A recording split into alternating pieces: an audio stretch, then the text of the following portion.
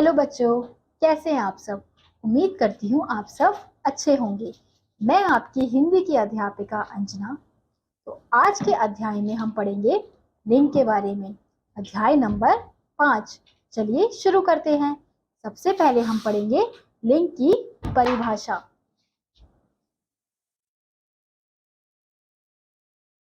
संज्ञा शब्द के जिस रूप से उसके पुरुष या स्त्री होने का बोध होता है उसे लिंग कहते हैं।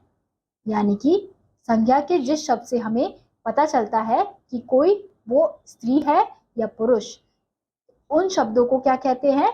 उन शब्दों को लिंग कहते हैं। लिंग का अर्थ है पुरुष तथा स्त्री जातियों की पहचान। अब यहाँ पे चित्र में दिखा रखा है आदमी यानी कि पुल्लिंग और स्त्री यानी कि स्त्रीलिंग। संसार के सभी प्राणियों तथा पदार्थों को दो भागों में बांटा जा सकता है। पहला भाग पुरुष जाति और दूसरा स्त्री जाति। यानी कि जितने भी संसार में प्राणी हैं या पदार्थ हैं उनको हम दो ही भागों में बांटते हैं, या तो वो पुरुष जाति का होता है या फिर वो स्त्री जाति का होता है। अब हम देखेंगे लिंग के भेद। लिंग के दो भेद होते हैं। कौन कौन से? पुल्लिंग, पुल्लिंग और स्त्रीलिंग। अब पुल्लिंग पुरुष जाति का बोध कराने वाले संज्ञा शब्द पुल्लिंग कहलाते हैं। जैसे लड़का, शेर, बैल, मोर, ये क्या है? ये सारे पुल्लिंग के शब्द हैं, क्योंकि ये किस जाति का बोध करा रहे हैं? ये पुरुष जाति का बोध करा रहे हैं। ऐसे ही स्त्रीलिंग स्त्री जाति का बोध कराने वाले संज्ञा शब्द स्त्रीलिंग कहलाते हैं। जैसे लड़की, शेरनी, गाय, ये हमें किस जाति का बोध करा रहे हैं? स्त्री जाति का। ये सारे शब्द तो ये किस में आएंगे? ये स्त्रीलिंग में आएंगे। ऐसे ही यहाँ पे कुछ उदाहरण दिए गए हैं। नीचे पुल्लिंग और स्त्रीलिंग शब्द दिए गए हैं। पुल्लिंग में कौन से शब्द होंगे? पिता और स्त्रीलिंग में माता। पुल्लिंग में दादा, स्त्रीलिंग में दादी। पुल्लिंग में भाई, स्त्रीलिंग में बहन। ऐसे ही अब हम देखते हैं घोड़ा पुल्लिंग होगा और घोड़ी स्त्रीलिंग होगी। हाथी पुल्लिंग होगा और हथीनी स्त्रीलिंग होगी। तो हमने देखा यहाँ पे और भी उदाहरण दिए गए हैं जिन्हें पढ़कर आप समझ सकते हैं।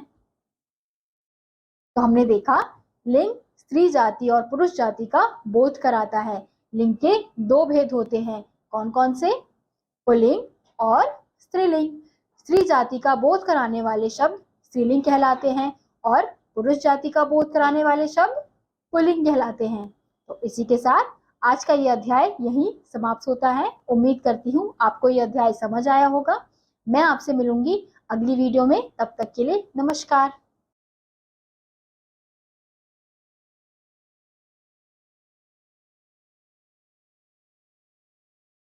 हेलो बच्चों, कैसे हैं आप सब।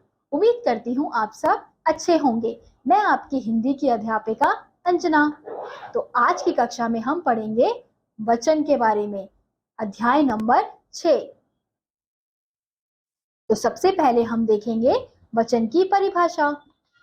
जिस शब्द से एक अथवा एक से अधिक होने का पता चलता है उसे वचन कहते हैं। यानी कि हमें शब्द के जिस रूप से हमें पता चलता है कि कोई चीज एक है या अनेक है, उन शब्दों को हम वचन कहते हैं। जैसे हम देखेंगे व्याकरण में वचन संख्या का बोध कराता है। यानी कि जो वचन है वो किसका बोध कराता है? संख्या का। संख्या से ही हमें पता चलता है 1, 2, 3 ये सब क्या है? ये संख्या है। तो व्याकरण में इसे हम क्या कहते हैं? व्याकरण में इसे हम वचन कहते हैं। अब जैसे यहाँ पे एक किताब है और यहाँ पे एक से अधिक, 1, 2, 3, 4 किताबें हैं, तो इसलिए यहाँ अगर एक किताब है तो किस शब्द का प्रयोग किया गया? किताब। और वहीं एक से अधिक किताब है तो क्या? किताबें। यहाँ पे एक कुत्ता है तो कुत्ता। अब एक से अधिक कुत्ते हैं तो कुत्ते। तो आपने देखा कैसे शब्दों के आधार पर यहाँ पे वचन को समझाया गया है, यानी कि संख्याओं को बताया गया है। अगर किसी वाक्य में किताब लिखा है, किसी शब्द में किताब लिखा है, तो यानी कि एक किताब की बात हो रही है। और वहीं अगर किताबें लिखा है तो यानी कि एक से अधिक किताबों की बात हो रही है। वैसे अगर एक कुत्ता, सिर्फ कुत्ता लिखा है तो यानी कि एक कुत्ते की बात हो रही है। अगर एक से अधिक कुत्तों की बात होगी तो क्या लिखा जाएगा? कुत्ते। ऐसे ही यहाँ पे अन्य उदाहरण दिए गए हैं।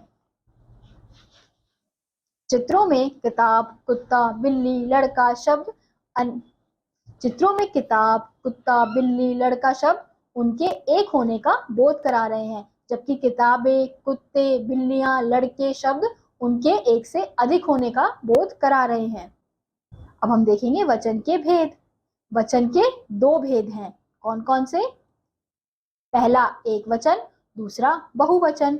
अब जो शब्द एक वस्तु या प्राणी का बोध कराते हैं उन्हें हम क्या कहते हैं? उन्हें हम एक वचन कहते हैं। जैसे सड़क, घोड़ा, तोता, ये क्या है? ये शब्द क्या किसका बोध करा रहे? यह शब्द किसका बोध करा रहे हैं? किसी एक चीज का, यानी कि सड़क यानी कि एक सड़क की बात हो रही है, घोड़ा यानी कि एक घोड़ा, तोता यानी कि एक तोता। अब वहीं जो शब्द एक से अधिक वस्तुओं या प्राणियों का बोध कराते हैं उन्हें बहुवचन कहते हैं। जैसे सड़कें, घोड़े, माताएं, तो ये क्या है? ये बहुवचन है, क्योंकि इन शब्दों से हमें क्या पता चल रहा है कि एक से अधिक सड़क की बात हो रही है। तो उन्होंने क्या, तो कौन सा शब्द उपयोग किया गया है? सड़कें। अब एक से अधिक घोड़ों की बात हो रही है तो घोड़े, एक से अधिक माताओं की बात हो रही है तो माताएं।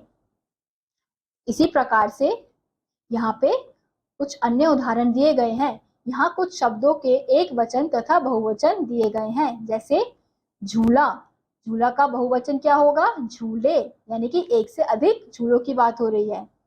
ऐसे ही पंखा, पंखे, केला, केले, चूहा, चूहे। यहाँ पे अन्य और भी उदाहरण दिए गए हैं और भी शब्द दिए गए हैं जिन्हें आप पढ़कर समझ सकते हैं। तो हमने देखा एक या अनेक संख्या का बोध कराने वाले शब्द वचन कहलाते हैं। वचन के दो भेद होते हैं। कौन कौन से? एक वचन और बहुवचन। तो इसी के साथ आज का ये अध्याय यहीं समाप्त होता है। मैं आपसे मिलूंगी अगली वीडियो में। तब तक के लिए नमस्कार।